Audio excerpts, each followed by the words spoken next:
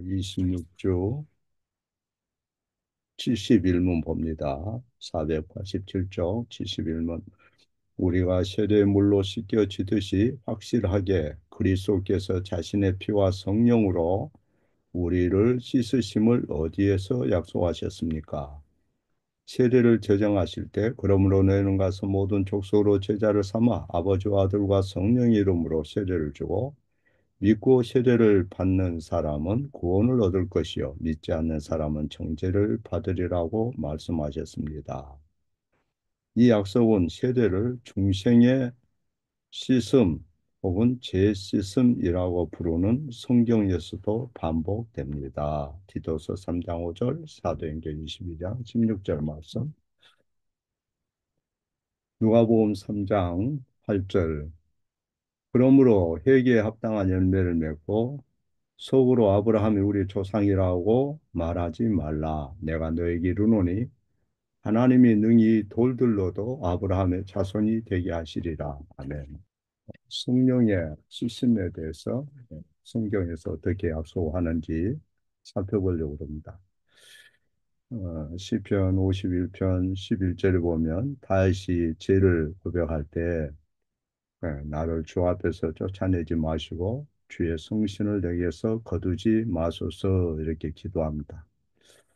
이 말씀은 하나님께서 우리로부터 멀리 하시거나 또 성령으로부터 우리를 끊어버리시거나 하게 되면 우리는 완전히 잃어버리게 될 것이다 하는 것을 고백하는 거죠.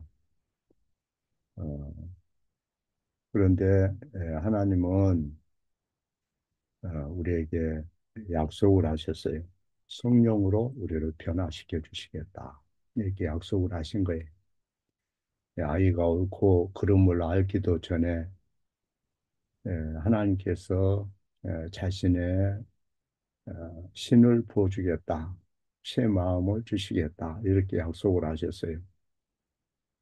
아이는 주여 나의 믿음 없음을 도와주세요. 이렇게 간구도 하지 않았는데 하나님은 행동하실 준비를 갖추시고 약속을 하셨어요. 어, 아이가 내가 세상에서 죄를 거부하고 내 자신을 통제할 수 있는 힘을 주세요. 세상의 유혹을 물리칠 수 있는 힘과 용기를 주세요. 이렇게 기도하지도 않았는데 하나님은 자신의 진정한 정말로 우리에게 필요한 도움을 보내시겠다고 약속을 하시고 준비를 하셨어요. 그게 이제 뭐냐면 성령으로 씻음을 받는다 하는 말이에요. 그 말은 성령으로 새롭게 하시겠다, 성화시켜 주겠다. 그리스도 예수의 날에 흠없고 점없이 모든 그리스도의 피로 구속받은 사람들이 그곳에 서도록 성령이 우리를 부양하시고 진리로 인도하시고 그날에 틀림없이 종려나무 가지 들고 주님이 마련하신 의의 하얀 옷을 입고 그 보좌 앞에 서게 해주시겠다. 이 약속을 한 게 그게 지리 70에서 말씀하는 거예요. 성령으로 씻음을 받는다 하는 것은 성령으로 새롭게 된다 하는 뜻이다 이 말이에요. 그분의 전능하신 능력이 우리를 변화시키고 그분의 변함없는 사랑이 우리를 끊임없이 새롭게 하셔서 어, 그것을 중생의 씻음이라 지리 71번에서 그렇게 말해요. 우리에게 가장 근본적인 문제가 뭐냐? 가장 긴박하고 우리에게 필수적이고 중대한 게 뭐냐? 그것은 죽어 있는 그런 심령이 새 생명으로 바꿔지는 거예요. 하나님께서 영적 심장 박동기를 달아주셔요. 영혼의 가장 깊은 곳까지 회복할 수 있도록 피가 돌도록 그렇게 역사하셔요. 누가복음 3장에 보면 세례 요한이 세례를 받기 위해서 나오는 그 군중들을 향해서 뭐라고 그럽니까? 너희는 아브라함이 너희 조상이라고 속으로 말하지 말라. 예, 하나님은 이 돌들로도 능히 아브라함이 자손이 되게 하실 수 있다. 이 돌들로도 아브라함의 자손이 되게 할 수 있다. 이 말씀하셨어요. 어, 많은 사람들이 세례 받고 싶어 하죠. 어, 마치 이 몸에 문신을 새기는 것처럼 어, 세례 받았다 그러면 마치 무슨 표를 받은 것처럼 영생의 티켓을 따놓은 것처럼 천국에 들어가기에 어떤 라이센스를 얻은 것처럼 생각을 해요. 그거는 큰 난센스예요. 그거는 세례가 뭔지 모르는 사람들이 생각한 거죠. 어, 세례는 예수 그리스도에 대한 것이고 그분의 약속에 대한 것이고 또 거기에는 반드시 회개의 그런 마음이 따라야 되는 거예요. 유대인들은 율법이 있었어요, 언약이 있었어요, 성전이 있었어요, 믿음의 조상들이 있었어요, 하나님 앞에 예배가 있었어요. 어, 그런데 근본적인 변화를 싫어하죠.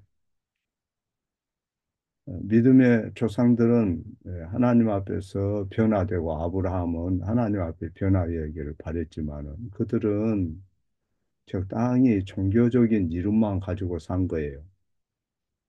그래서 하나님은 이 돌들로도 이 무생물, 이 딱딱한 대리석, 이 돌들로도 아브라함이 자손이 되게 할 수 있다. 이렇게 말씀한 거죠. 우리가 켈빈을 안다, 뭐 언약을 안다, 예를 들어서 뭐 신조를 안다, 어, 그리고 휴대폰에 성경 앱을 깔아놓고 그 말씀을 듣는다 할 때 가장 중요한 핵심이 뭐예요? 우리가 변화되는 것을 하나님 바라시는 거죠. 우리가 바꿔지기를 바라는 거예요. 얼마만큼 바꿔지기를 바라느냐? 늘 휴대폰 카톡 만지는 것처럼 그거보다 더 주님을 가까이 하기를 바라세요. 우리는 예전에 하나님 백성이 아니고 이방인이요, 예인이었죠. 그런데 주님 은혜로 거룩한 백성이 됐어요. 전에는 우리 마음이 대리석처럼 돌과 같이 차갑고 딱딱했어요. 말씀에 대해서 전혀 반응이 없었어요. 그런 대리석과 같고 돌과 같은 그런 무생물과 같은 우리를 하나님이 생명을 불어넣었어요. 성령으로. 예수 그리스도를 믿게 했어요. 여러 어려움이 있지만은 예비하는 백성이 되고 주의 이름으로 기도하게 되고 이제 언약도 알게 되고 신조도 알게 되고 교회가 뭔지 알게 되고 하나님 말씀에 주목하고 늘 서로 불쌍히 여기고 배려하고 관심을 갖고 또 가정에서도 내가 바로 서야 되겠다. 이런 생각을 하게 됐어요. 이거는 놀라운 주님의 은혜가 임한 거예요. 신적 기적이 임한 거죠. 어, 하나님께서 중생의 시스템을 성경에서 약속하셨고 실제로 우리 가운데 그것을 실행하셨어요. 그 일에 너무나 우리는 감사드리죠. 다윗은 성령으로 거듭났지만 어느 순간에 에, 끔찍한 범죄를 범했어요. 그랬을 때 다윗이 기도한 핵심 내용이 뭐냐? 내게 성령을 거두지 마시고 새 마음과 새 영을 부어주세요. 어, 그런 기도를 한 거예요. 재성이 많은 우리에게도 다윗처럼 성령의 도움이 필요해요.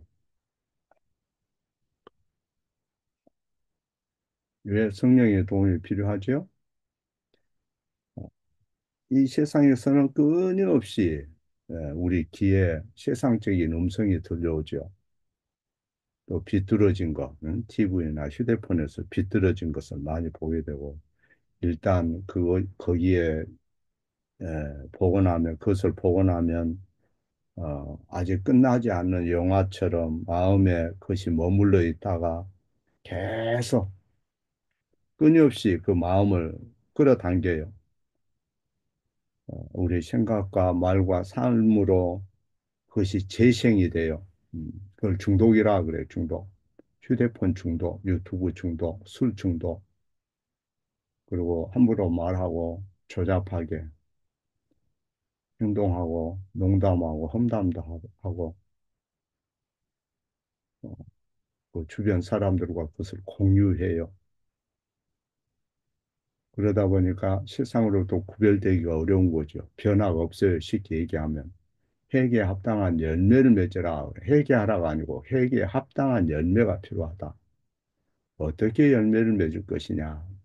군인들은 이렇게 하고, 세리들은 이렇게 하고, 옷 두 벌 있는 자는 이렇게 하고 쭉 나오죠. 어? 이와 같이 그러면 되려면 어떻게 해야 되느냐. 그것을 우리 속에 독을 빼주는 분이 필요하다. 우리를 씻어내시는 분이 필요하다. 어리석은 자일수록 육신에 독이 되는 것만 골라서 섭취하는 거죠. 어리석은 자일수록 영혼에 독이 되는 것만을 밤낮으로 가슴에 품고 사는 거예요. 말로 안 돼. 말로 안 돼. 예. 자기를 통제하고 절제하고 늘 기도하고 하나님 앞에 시간 드리는 거 아무나 하는 게 아니에요.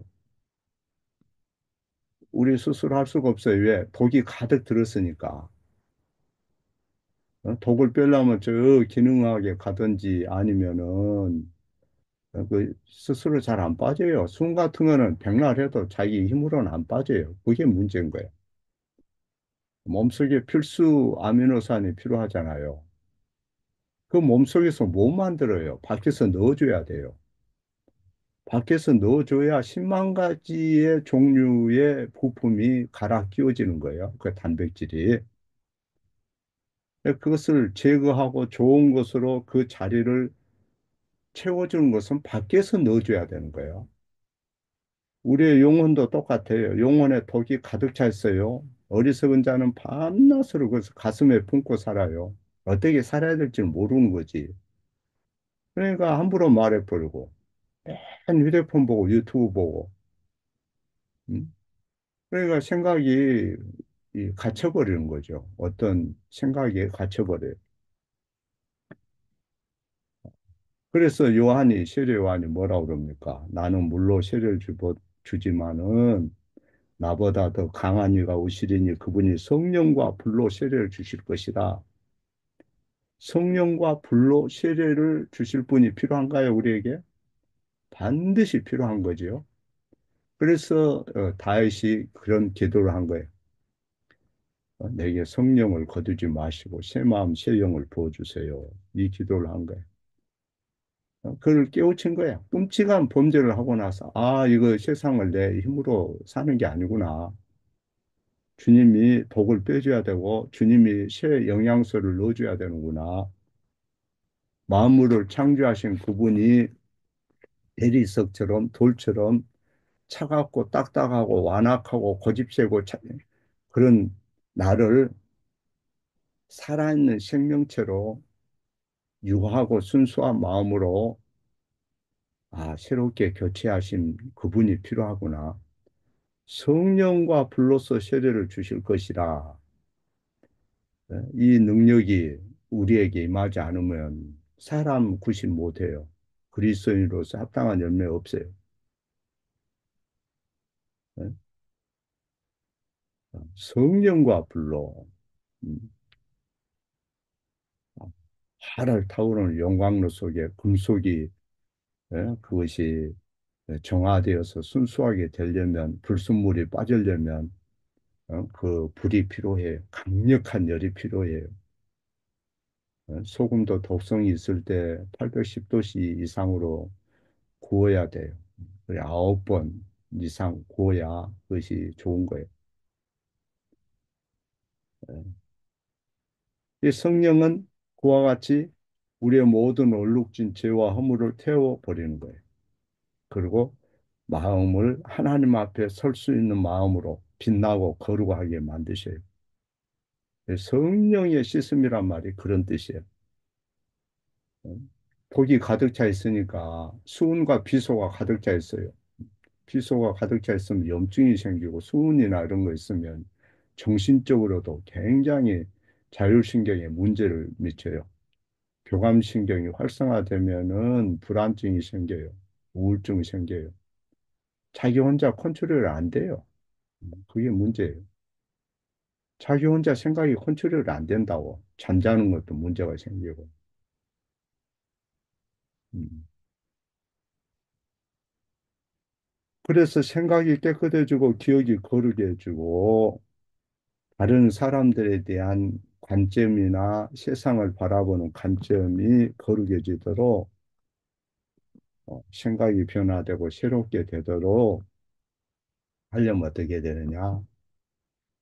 성령의 성령과 불로서의 역사가 필요하다. 그걸 위해서 기도해야 됩니다. 성령이 우리를 독을 빼내고 새 영양소를 넣잖아요. 영적으로 반드시 변화가 와요. 놀라운 변화가 생겨요. 그래서 다시 성령의 씻음을 구하는 거예요. 그렇게 돼야 교회에 나와도 식상하지 않아요. 그것이 없으면 교회에 나와도 힘들어요. 종교 행위를 할 수 있어요. 구원의 즐거움이 없어요.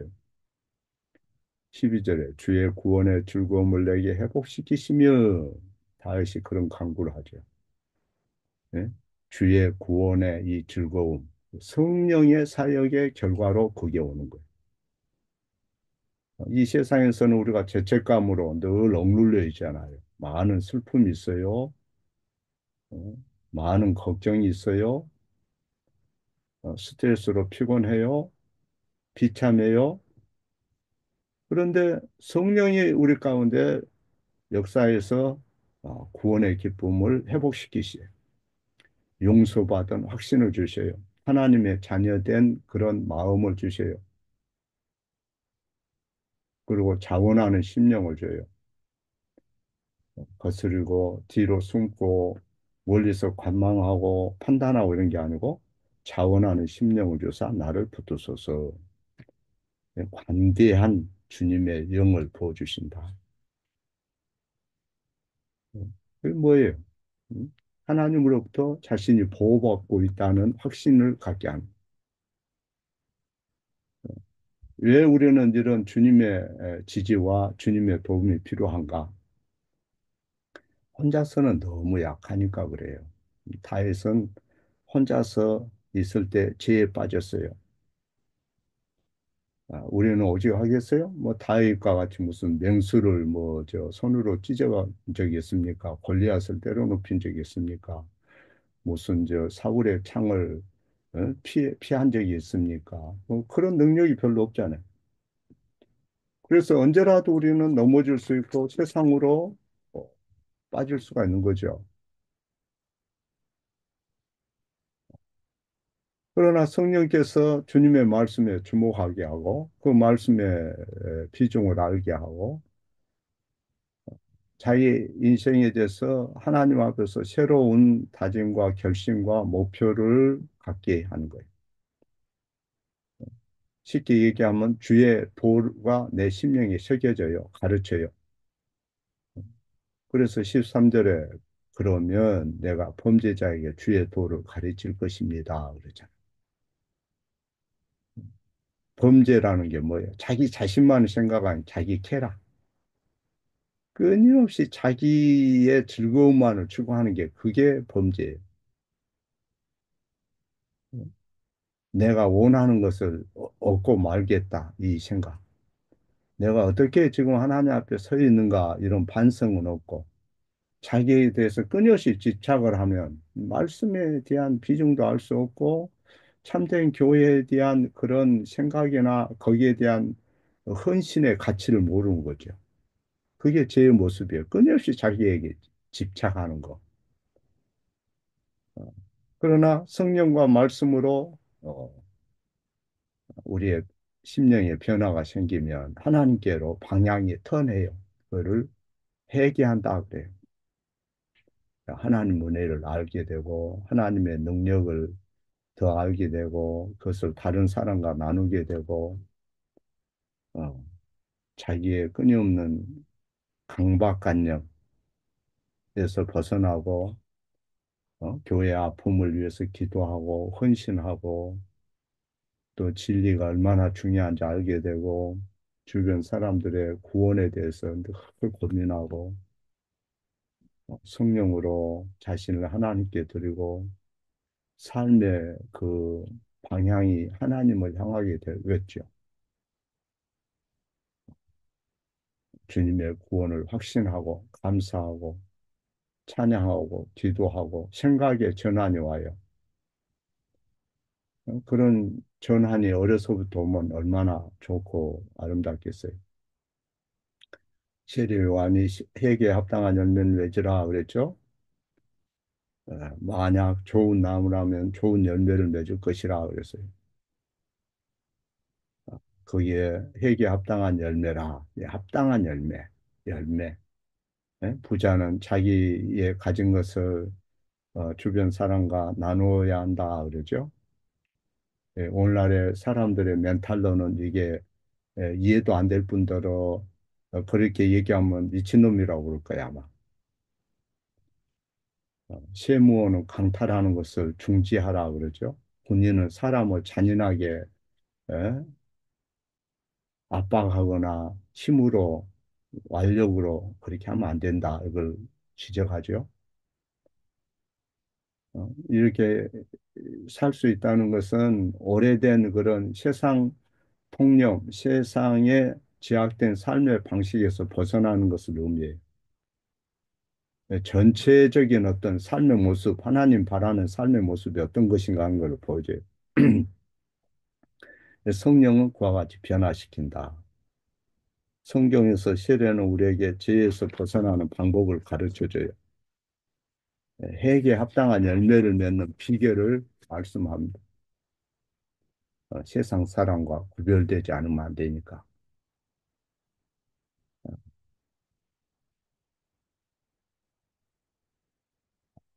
내가 바꿔지지 않고 세상 통념 가운데 고정된 그런 고집 가운데 내 생각을 약간만 조정하면 회개에 합당한 열매를 맺을 것이라 이렇게 생각하면 곤란해요.